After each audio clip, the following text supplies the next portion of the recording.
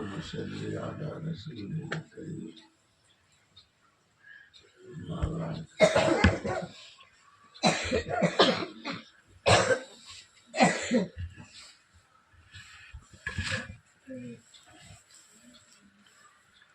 حضرات اساتذہ کرام،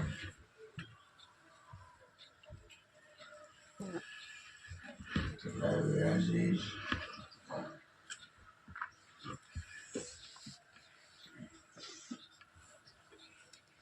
آپ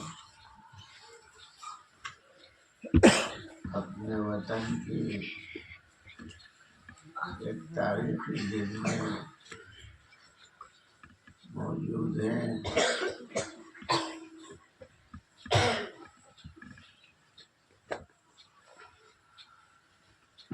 جمہوریہ اور آزادی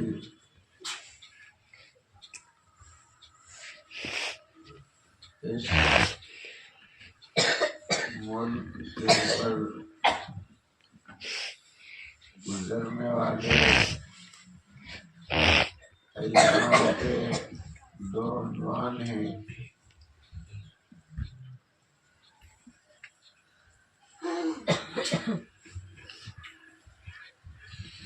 یہ ملک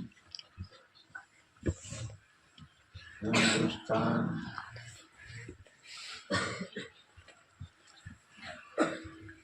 ایسٹ انڈیا کمپنی کے ہاتھوں غلام ہو گیا تھا۔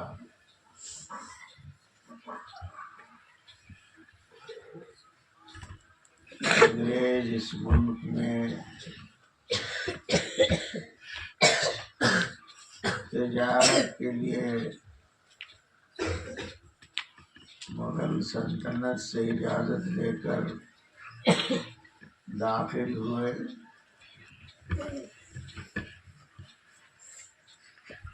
اور ان کی ایسی حکمت عملی رہی کہ پیسے کے بلبوتے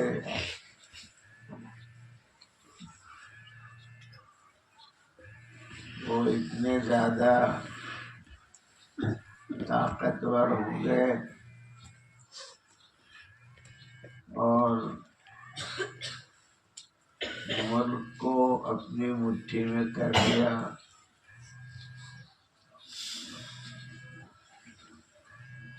اور اعلان کیا کہ زمین خدا کی،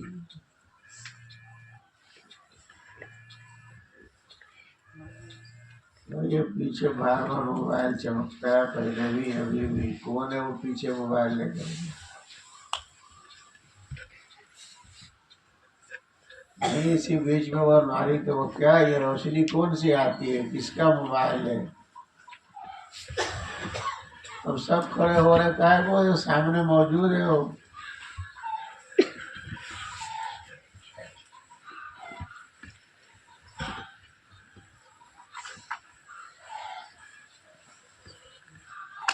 تصویر لوگے تو موبائل چور کر کے رکھ دوں گا میں۔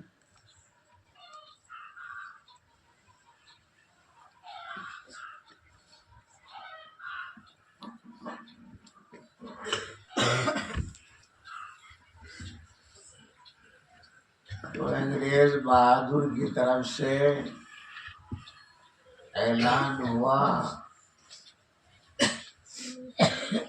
کہ زمین خدا کی، ملک بادشاہ سلامت کا، اور حکم ایسٹ انڈیا کمپنی کا۔ یعنی اب یہ ملک جو آگے بڑھے گا وہ انگریز کے حکم سے چلے گا۔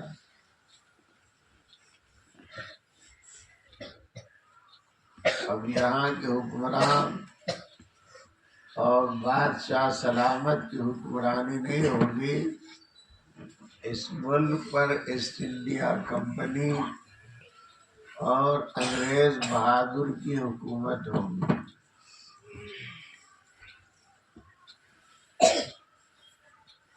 1848 3 میں یہ اعلان ہوا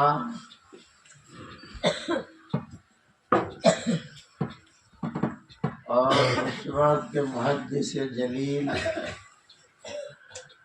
حضرت مولانا شاہ عبدالعزیز صاحب رحمۃ اللہ علیہ نے فتویٰ دیا کہ یہ ملک غلام ہو گیا ہے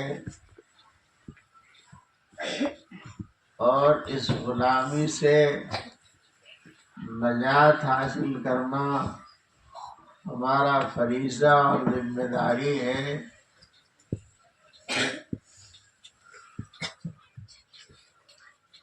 چنانچہ اس کے مطابق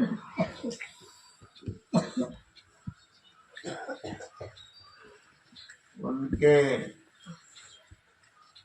شاگرد مریدین متعلقین نے انگریز سے جنگ لڑنے کا فیصلہ لیا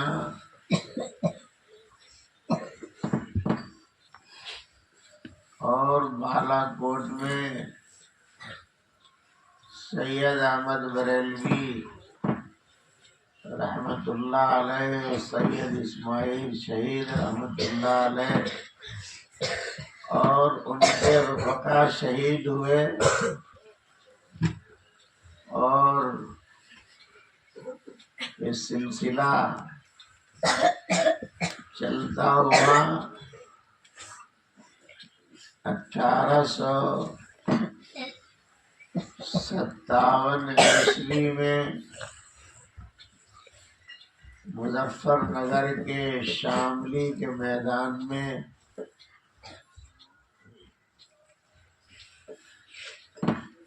سید الطائفہ حضرت حاجی امداد اللہ صاحب مہاجر مکی رحمت اللہ علیہ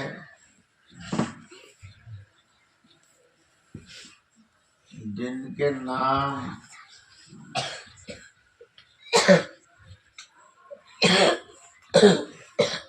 اسلام کا مدرسہ موسوم ہے، یہ امدادیہ مہاجر مکی حضرت حاجی امداد اللہ رحمت اللہ علیہ کی طرف منسوب ہے، اور دوسری نسبت حضرت مولانا حکیم الامت شاہ اشرف علی صاحب تھانوی رحمت اللہ علیہ کی ہے۔ دونوں سے مل کر یہ امدادیہ اشرفیہ ہے۔ حاجی امداد اللہ صاحب مہاجر مکی رحمت اللہ علیہ، بھئی تم کیا ہے؟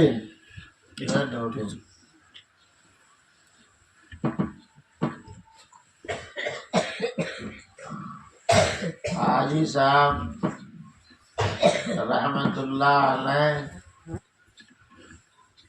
باضابطہ کسی درسگاہ کے فارغ فاضل اور عالم نہیں تھے، لیکن اللہ سبحانہ و تعالی نے جو ان کو ولایت و بزرگی اور روحانیت میں مقام عطا فرمایا تھا، اس کی وجہ سے حاجی صاحب رحمت اللہ علیہ حضرت مولانا محمد قاسم صاحب نانوتوی رحمت اللہ علیہ بانی دارالعلوم دیوبند، حضرت مولانا رشید احمد صاحب گنگوہی رحمت اللہ علیہ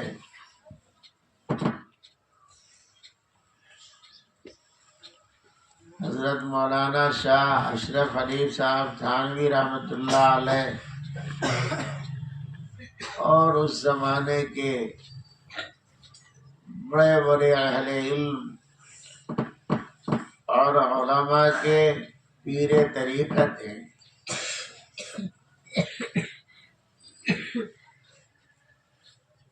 سب لوگوں نے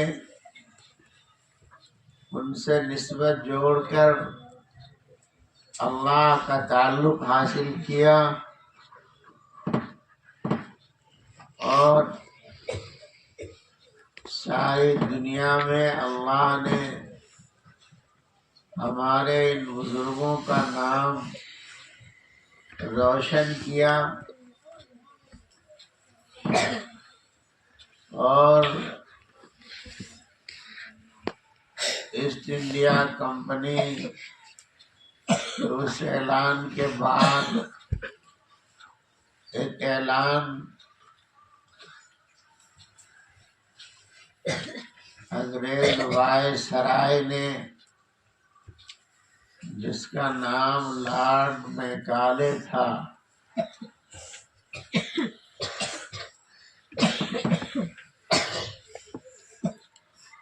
اس نے اعلان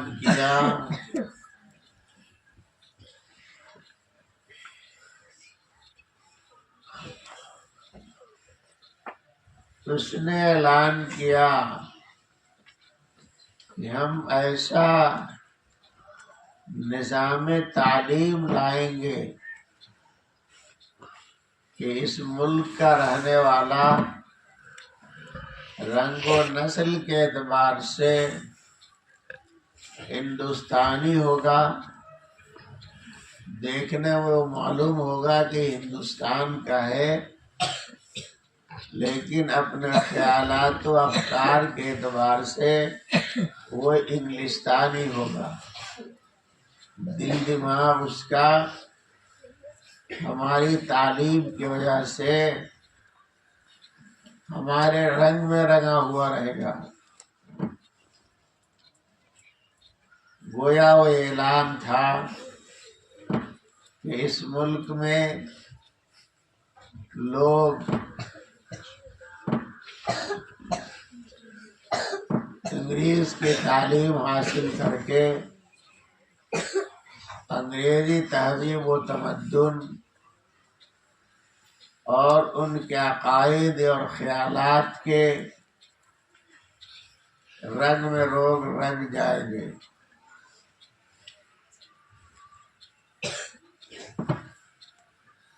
تو 1857 میں شاملی کے میدان میں انگریز سے پھر ہمارے ان بڑوں نے جنگ لڑی،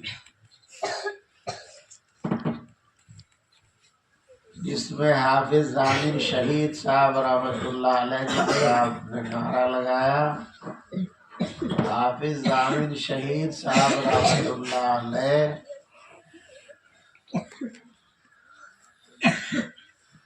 اس میدان جنگ میں شہید ہوئے،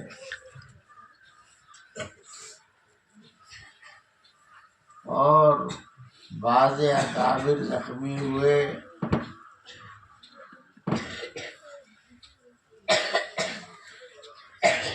اور ان پر مقدمات ہوئے، لیکن اس سب کے باوجود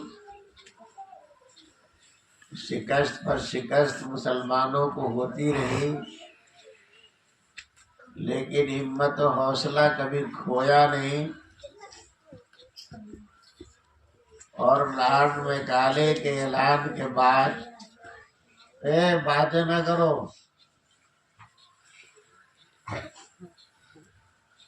اکابر کے مشورے سے یہ طے پایا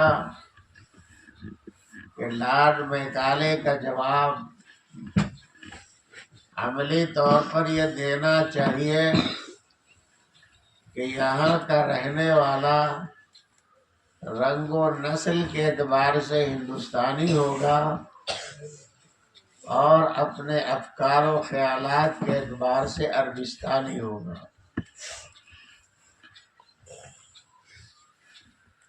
اسی بات کے پیش نظر دارالعلوم دیوبند کا قیام عمل میں آیا۔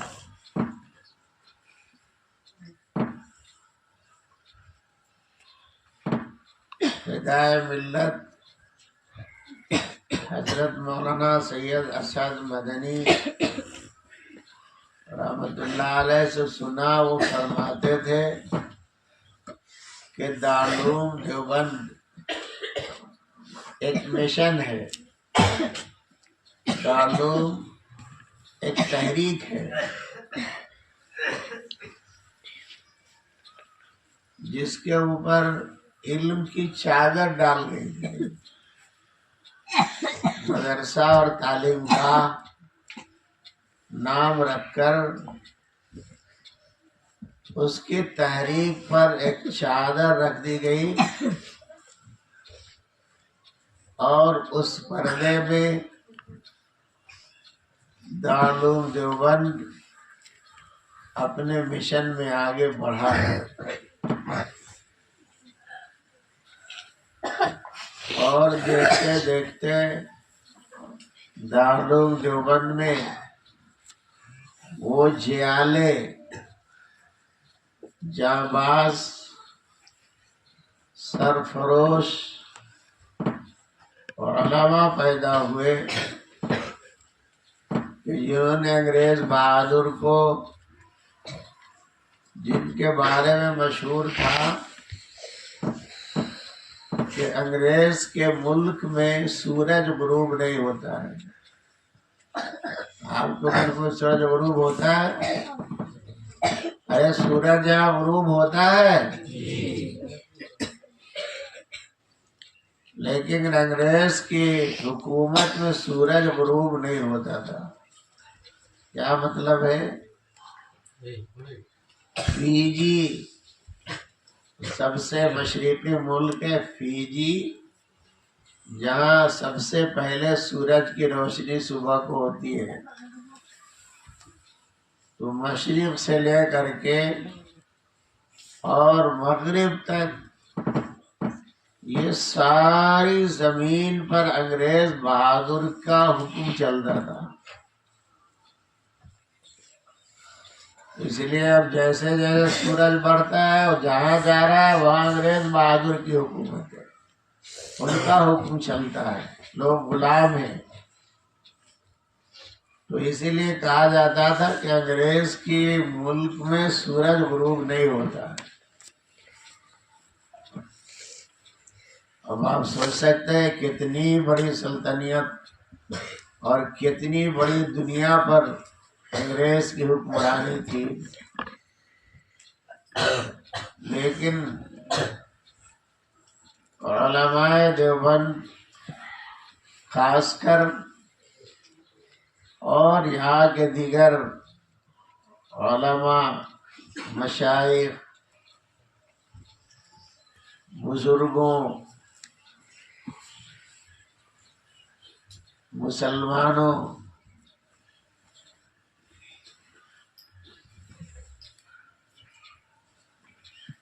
کی قربانیوں سے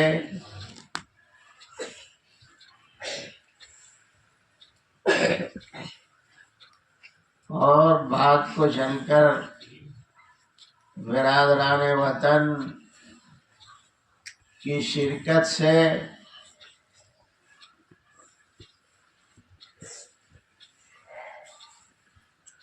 1929 میں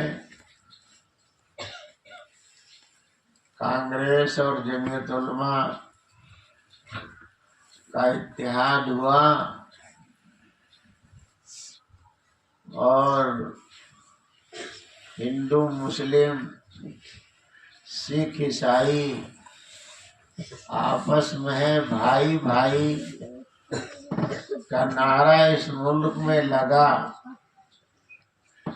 اور اس کی گونج ایسی اٹھی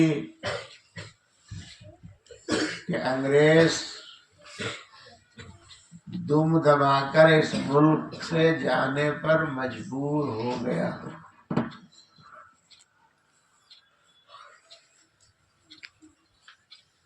اور 1947 میں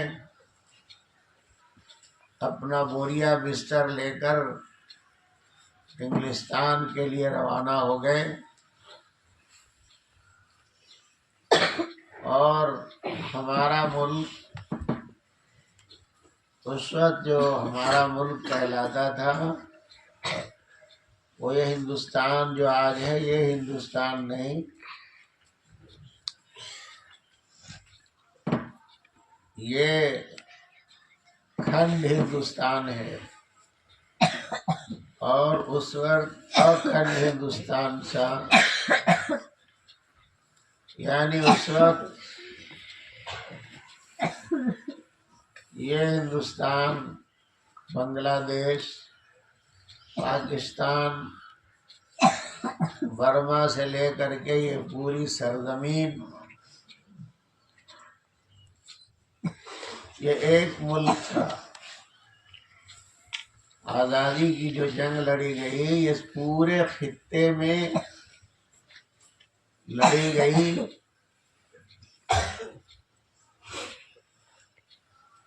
اور ملک انگریز بہادر کا سورج ہندوستان میں ہی غروب ہو گیا، اور اس کے نتیجے میں نہ صرف ہمارا ملک آزاد ہوا بلکہ عرب و عجم کو اس کی غلامی سے چھٹکارا ملا۔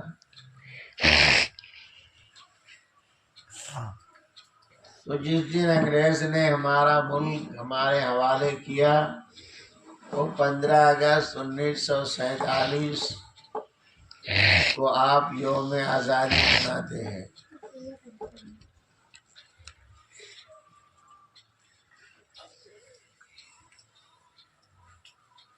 تو آپ نے یہ سنا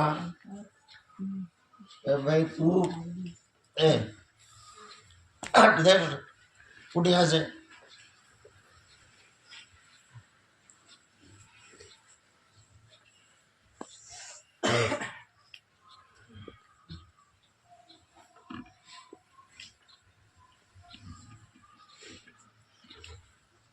تو باتیں آپ سن چکے ہیں، میں طبیعت مناسب نہیں ہے، میں آ رہا تھا کہ سنوں گا تو میں بھی کچھ بول دوں گا، لیکن کسی کی کچھ سنی ہی میں نے نہیں، کیا بات ہوئی نہیں ہوئی، اب باتیں ہو گئی ہوں گی آپ کے سامنے۔ تو ایک بات آپ کے سامنے آئی کہ دارالعلوم دیوبند کا قیام صرف پڑھنے کے لیے نہیں ہوا بلکہ علم کی چادر میں اس ملک کو غلامی سے نجات دلانے کی تحریک ہوئی، مسلمانوں کو اپنے مذہب پر، اپنے عقیدے پر زندہ رہنے کے لیے راہ کھولی گئی،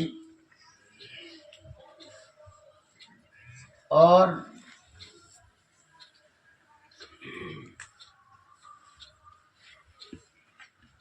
تبلیغی جماعت کا وجود ہوا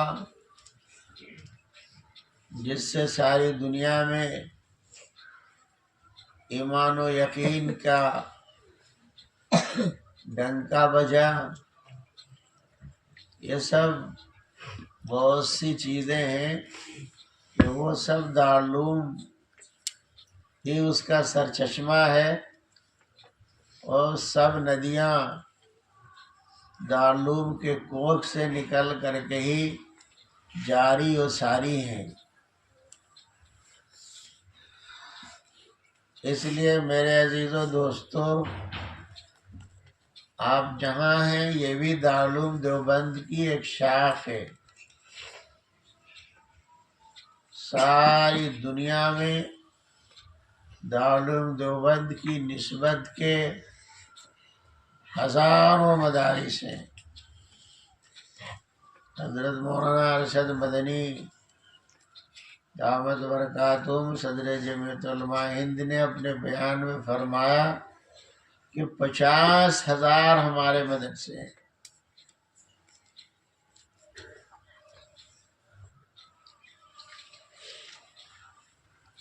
تو آپ سب کو یہ عزم لینا چاہیے، اس محنت اور کوشش کے ساتھ پڑھنا چاہیے کہ آپ اپنے گزشتہ اور موجودہ بڑوں اور بزرگوں کے نقش قدم پر چل کر وہ سب کام کریں گے جس کے دارالعلوم دیوبند قائم ہوا اور اس کی شاخیں ہیں. یہ صرف پڑھنے کے لیے نہیں ہے، پڑھ کر کے اسلام کی حفاظت کے تمام شعبوں میں کام کرنا ہے.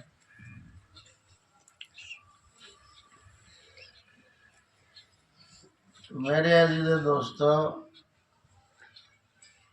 15 اگست 1947 کو ملک آزاد ہوا.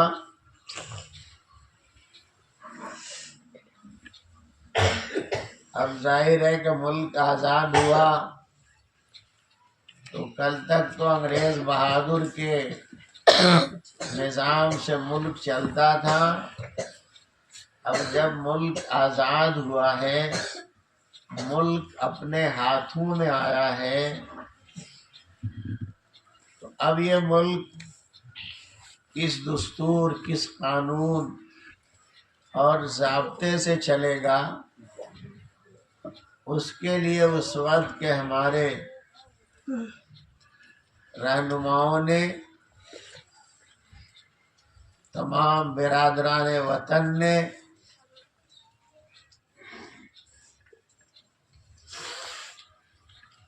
کانگریس کے جھنڈے کے تلے جس کو آپ پھہراتے ہیں، آزاد ہندوستان کا دستور العمل بنے. 47 سے لے کر کے اور 1950 تک کے زمانے میں اس ملک کا دستور العمل، ضابطہ اور قانون بنا، اور بھیم راؤ امبیڈکر نے یہ عظیم کام انجام دیا.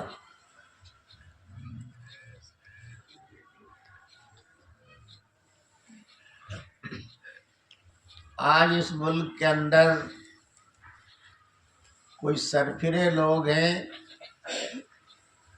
جو ان کی توہین کر رہے ہیں. کہیں ان کا مجسمہ توڑا جا رہا ہے، کہیں کچھ کیا جا رہا ہے، کہیں مذاق اڑایا جا رہا ہے، جبکہ انہی کے دستور کی بنیاد پر حکومتیں چل رہی ہیں، نظام چل رہا ہے. لیکن اس ملک میں فرقہ پرست ذہنیت لڑاؤ اور حکومت کرنے کا انگریز کا دیا ہوا سبق پڑھتے ہیں اور اپنے اس عظیم رہنما کی ناقدری کر رہے ہیں. تو بہرحال 1950 میں 50 ہے تو بھائی 52 ہے. 1950 میں آج کی تاریخ 26 جنوری 1950 میں آزاد ہندوستان کا دستور العمل منظور ہو گیا.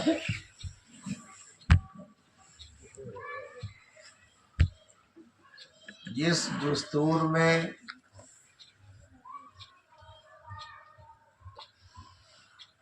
کچھ بنیادی حقوق ہیں جن کو فنڈامنٹل رائٹس کہتے ہیں، وہ بنیادی حقوق اس ملک کے ہر شہری کو حاصل ہیں.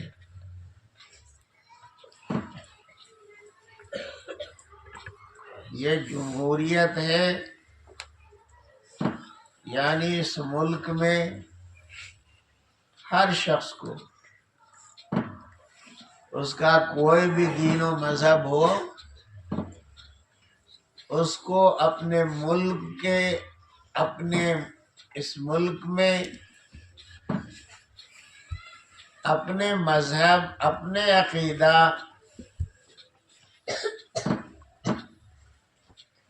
کے مطابق جینے کا حق حاصل ہوگا. کوئی مذہب والا کسی مذہب والے کو اس کے مذہبی کاموں سے روک نہیں سکتا ہے. ان میں سے ہر قوم کی عبادت گاہیں، مسجد، مندر اور گرودوارا اور جو بھی اہل مذاہب کے عبادت خانے ہیں، ان کی یادگاریں ہیں، وہ سب محفوظ رہیں گی. اور خصوصیت سے اقلیتوں کو، یعنی ان اہل مذاہب کو اور اہل عقیدہ کو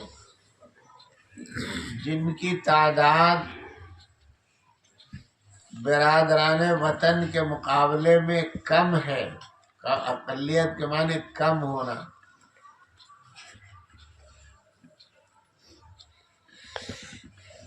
تو آج مسلمانوں کی تعداد اس ملک میں کبھی 20 کروڑ، کبھی 25، کبھی 30، کبھی کچھ بولتے رہتے ہیں لوگ.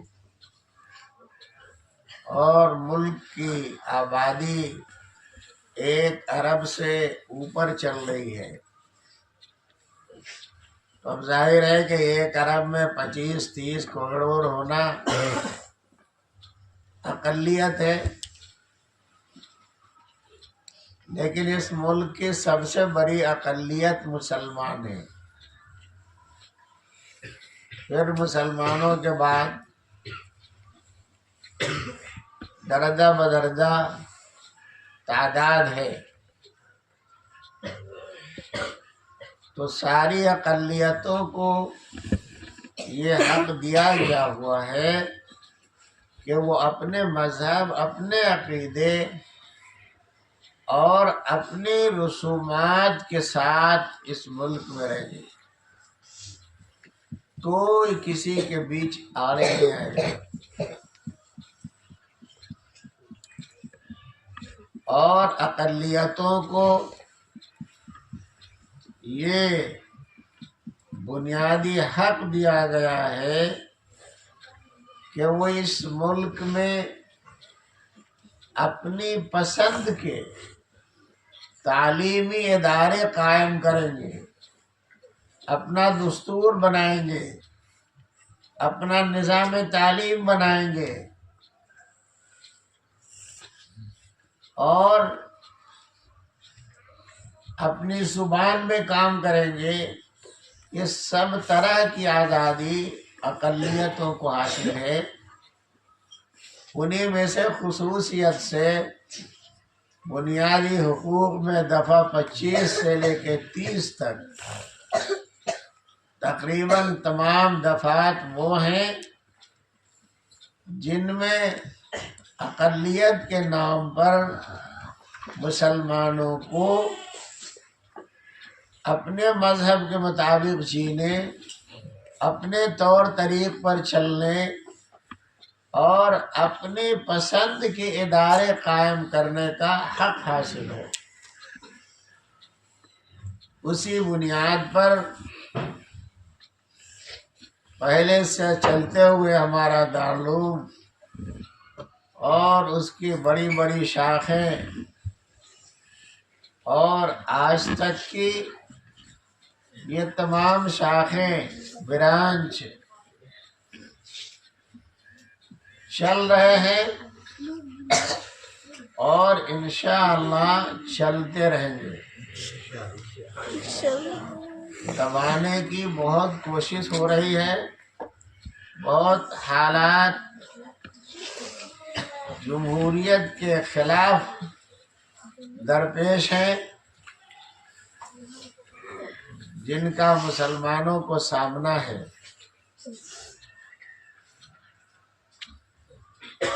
اس لیے میرے عزیزو دوستو، اپنے بڑوں کا حوصلہ، ان کا طرز زندگی، ان کے افکار کو لے کر آگے بڑھنا ہے۔ اس کے لیے سب سے بنیادی چیز جو آپ کے سامنے ہے کہ دارالعلوم قائم ہوا، اس کے فرزند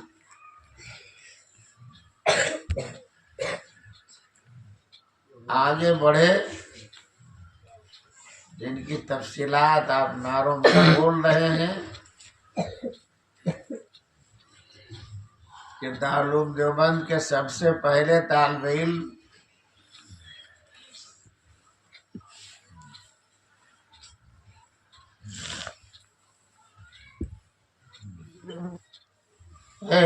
کھڑا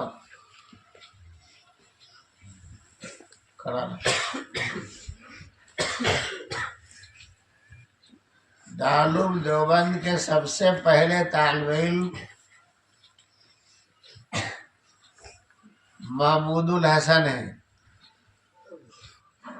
اور سب سے پہلے استاذ ملا محمود ہیں۔ دو محمود سے دارالعلوم دیوبند کا آغاز ہوا ہے۔ وہ محمود الحسن شاگرد دارالعلوم دیوبند کا وہ جیالہ سپوت ہے کہ جس نے اپنے استاد حضرت مولانا محمد قاسم صاحب نانوتوی رحمۃ اللہ علیہ اور اپنے بزرگوں سے جو جنگ آزادی کا جذبہ اپنے اندر پایا تھا، اس فرزند نے وہ کارنامے انجام دیے اس ملک کی آزادی کے لیے، اور اس کے نتیجے میں مالٹا کی جیل میں ان کو ڈالا گیا، ان کو سانپ ڈس لے اور فنا ہو جائیں، اس کے لیے جیل میں اسدحہ چھوڑا جاتا تھا، زہریلا سانپ۔ لیکن لکھا ہے کہ حضرت شیخ الہند رحمۃ اللہ علیہ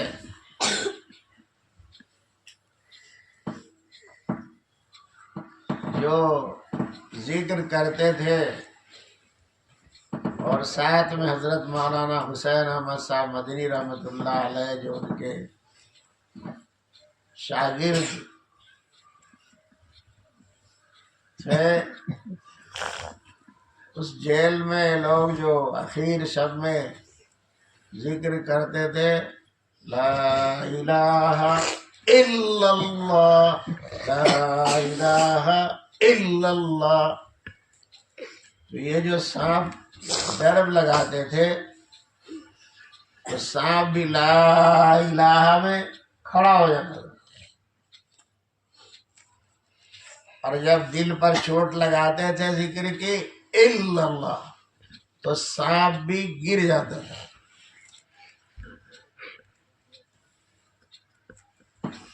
تو ذکر ہوتے ہوتے سانپ خود ڈھیر ہو گئے۔ یہ اللہ کی نصرت اور ان کی کرامات اور ان کے ذکر کا اثر ہے، جس ذکر کے ہمارے آپ کے پاس قدر نہیں ہے، لیکن اس ذکر نے سانپ کو ذاکر بنا دیا۔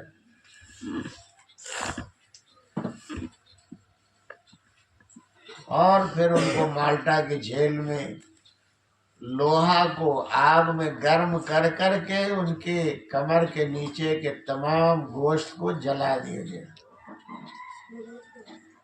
آج جلاتے تھے کہ تم اپنا فتویٰ واپس لے لو ہمارے خلاف،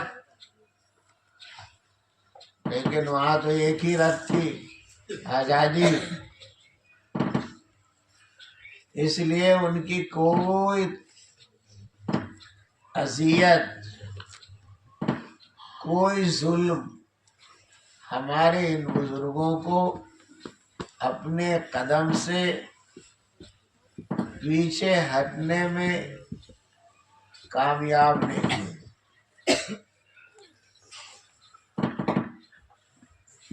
چنانچہ حضرت شیخ الہند رحمۃ اللہ علیہ جب جیل سے آئے، جب انتقال ہوا اور ان کے جنازے کو غسل دیا جا رہا تھا، تو غسل دینے والے دیکھ رہے تھے کہ حضرت کے کمر کے نیچے گوشت ہی نہیں ہے، ہڈی ہڈی ہے۔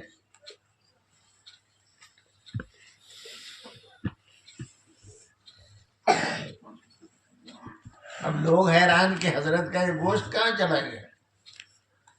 کمر کے نیچے کا حصہ پورا گوشت ہی گوشت ہے، لیکن حضرت کی تو ہڈی ہڈی ہے۔ جنازہ ہو گیا۔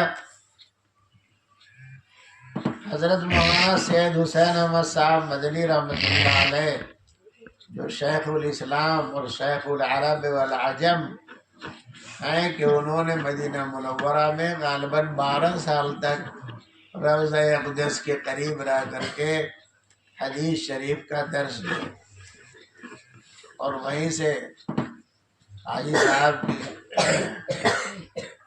حضرت شیخ الہند کی گرفتاری مکہ معظمہ سے ہوئی، اور پھر حضرت بھی ان کے ساتھ جیل گئے۔ تو اب لوگوں نے جاننا چاہا تو حضرت شیخ الہند رحمۃ اللہ کے جنازے میں حضرت مولانا حسین احمد صاحب مدنی رحمۃ اللہ علیہ شریک نہیں تھے۔ آج کا زمانہ نہیں تھا کہ ہوائی جہاز سے فوراً اتر جاؤ۔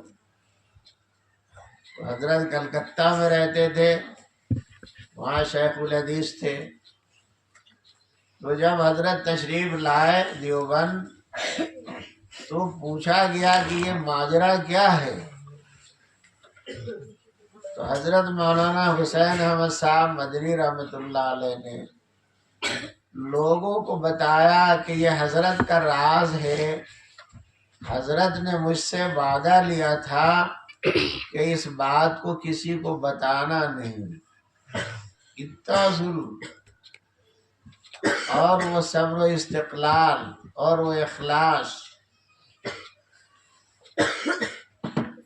ہم لوگ تو اپنا تھوڑا تھوڑا کام لوگوں کے بیچ پھیلاتے ہیں، تذکرہ کرتے ہیں، چھاپتے ہیں، اور لوگ بڑا بننے کے لیے بہت کچھ کر رہے ہیں، اتنی تصویریں کھنچاتے ہیں، کیا کیا کرتے ہیں، ویڈیو بنا رہے ہیں، جیسے یہ سب چیزیں جنت میں پہنچا دیں گی، اللہ جانے کیا ہے۔ تو آج لیکن شیخ الہند نے پورے کمر کی گوشت جلوا ڈالا اس ملک کی آزادی کے لیے،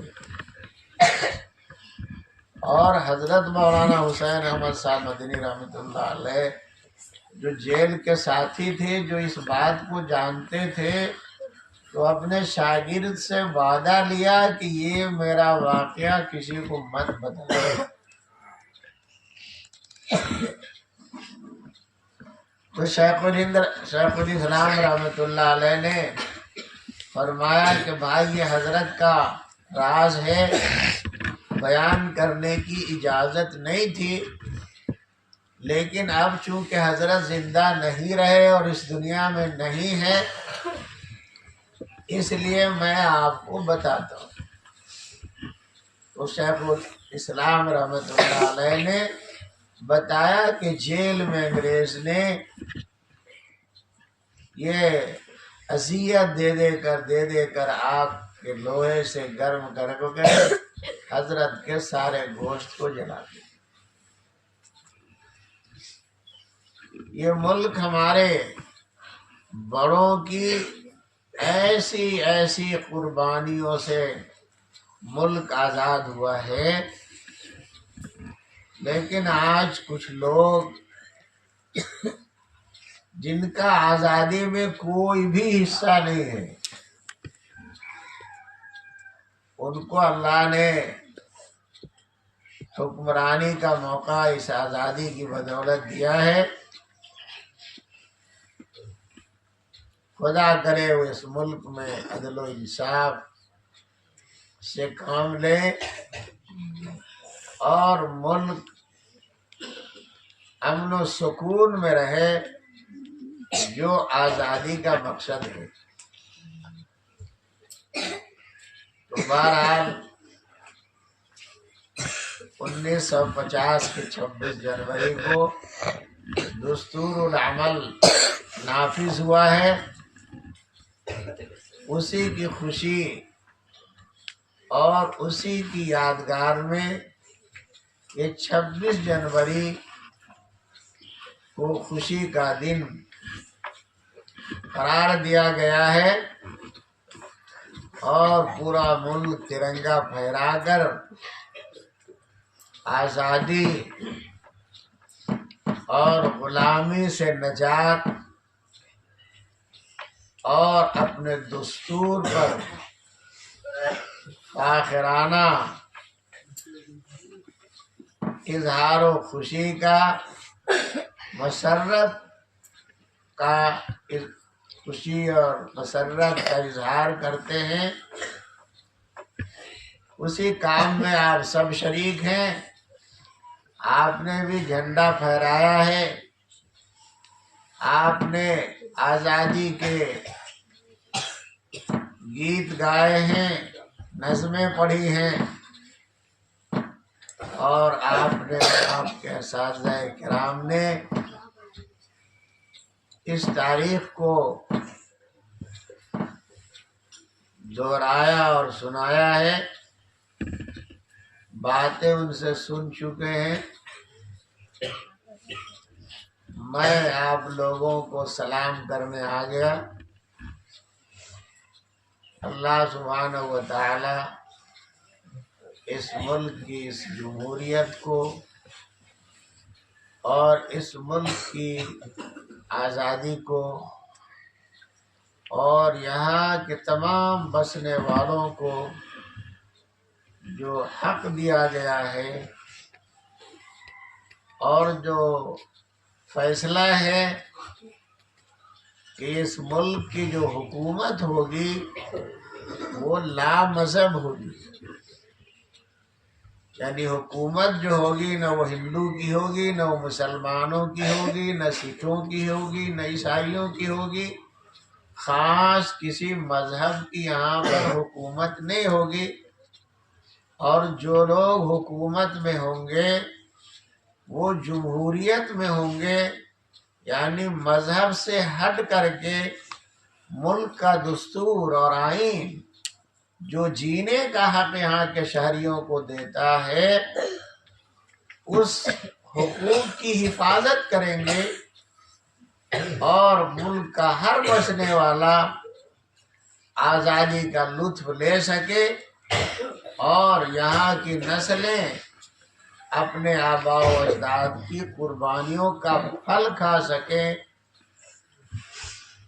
خدا کرے ہمارے حکمراں اس کی پاسداری کریں اور پورے ملک میں امن و امان سکون رہے اور ہم سب آزادی کی اس فضا میں اپنے مذہب کے مطابق اور دستور میں دیے گئے حق کے مطابق زندگی بسر کرنے میں آزاد اور خوشحال رہیں۔ اللہ تعالی ہمارے اس ملک کی ہماریت حفاظت فرمائے،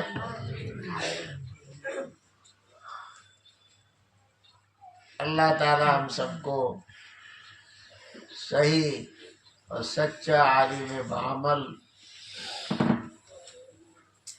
اور ملک کا مجاہد بنائے کہ ہمارے ملک پر کسی طرف سے کوئی آنچ آئے گی تو ہم اپنے بڑوں کی طرح قربانیاں دے کر اپنے ملک کی، اپنے وطن کی حفاظت کریں گے۔ وآخر دعوانا ان الحمد للہ رب العالمین۔ الحمد للہ رب العالمین۔ والصلاة والسلام علی سیدنا محمد وآلہ وصحبہ اجمعین۔ ربنا ظلمنا أنفسنا وإن لم تغفر لنا وترحمنا لنكونن من الخاسرين۔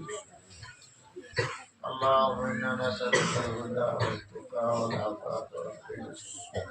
اللهم إنا نسألك علما نافعا ورزقا واسعا وعملا متقبلا وشفاء۔ اے اللہ پورے ملک میں امان قائم فرما، اے اللہ پورے عالم میں امن و امان کی فضا قائم فرما، عالم کے اندر پھیلتی ہوئی جنگ کی آگ کو دور فرما، صلح و صفائی کی راہیں کشادہ فرما، اہل فلسطین کی جنگ بندی کو استقلال عطا فرما۔ اے اللہ ہمارے ملک کو ہر طرح محفوظ فرما، امن و امان سکون عطا فرما۔ اے اللہ ہم سب کو، تمام ایمان والے کو دین و ایمان پر مضبوطی کے ساتھ قائم رہنے اور موت تک ثابت قدم رہنے اور کلمہ شہادت کی موت تک ثابت قدم فرما۔ اے اللہ ہم سب کو عالم بعمل، دین کا داعی، سپاہی، غازی، مجاہد بنا۔ ہم سب کو، تمام ایمان والے کو وقت مقرر پر اکمل ایمان پر خاتمہ بخیر نصیب فرما۔ اے اللہ تمام دینی مدارس، دارالعلوم دیوبند، مظاہر العلوم، نزلۃ العلماء شاہی مراد آباد، ہمارا اس مدرسہ اور تمام مدارس کی ہر ضرور فتن سے حفاظت فرما، سب کی جائز حاجتیں ضرورتیں پوری فرما۔